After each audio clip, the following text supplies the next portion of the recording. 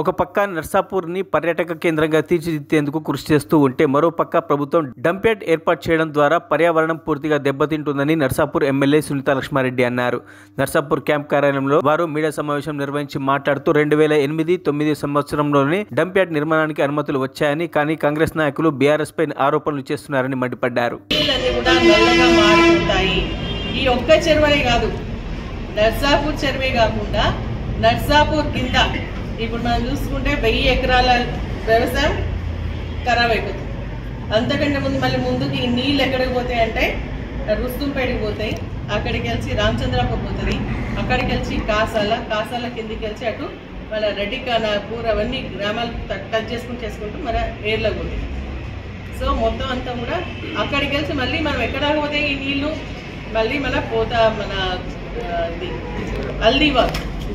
నల్దివా కాదు సరే మన గన్పూర్ ఆనకట్టు ఆడికెళ్ళి అడుగుతుంది. సో మొత్తం ప్రాంతం అంతా కూడా వ్యవసాయం అంతా కూడా ఖరాబ్ అయ్యేటువంటి పరిస్థితి కనిపిస్తూ ఉంది. స్పందించాల్సినటువంటి వాళ్ళు స్పందించకుండా బట్ట కాల్చి టీఆర్ఎస్ పార్టీ మీద వేయడానికి ప్రయత్నం చేస్తున్నారు. ఎందుకంటే ఈరోజు మేము చెప్తున్నది కాదు, గతంలోనే మరి ఈ యొక్క ప్రాజెక్ట్ బాగా అంటే ఈ ప్రాజెక్టుకి సంబంధించినటువంటి ఒక ఇంజనీర్ శ్రీనివాస్ రెడ్డి అనే ఇంజనీర్ మరి క్లియర్గా ఆయనే చెప్పడం జరిగింది.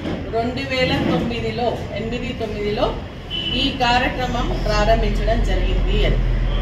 మరి ఈరోజు నిన్న వాళ్ళు మాట్లాడుతుందంటే కేటీఆర్ గారు మాట్లాడినటువంటి మాటలను చూపిస్తూ ఉన్నారు.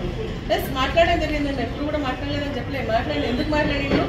గతంలో 2008-9లోనే జవహర్ నగర్ ప్రాంతం అంతా కూడా కలుషితమై మరి అక్కడ నీళ్లు వాయువు అంతా కూడా కలుషితమైతుంటే అక్కడ ఉన్నటువంటి రైతులందరూ కూడా అక్కడ ఉన్నటువంటి ప్రజలందరూ కూడా కోర్టుకు వెళ్తే కోర్టు ఏమైనదంటే జిహెచ్ఎంసీ ప్రాంతానికి సంబంధించి మొత్తం చెత్త తీసుకొస్తే అక్కడ ప్రజల ఆరోగ్యాన్ని దృష్టిలో పెట్టుకోండి, దాన్ని జిహెచ్ఎంసీ చుట్టుపక్కలకు దీన్ని ట్రాన్స్ఫర్ చేయండి అని చెప్పేసి చెప్పడం జరిగింది.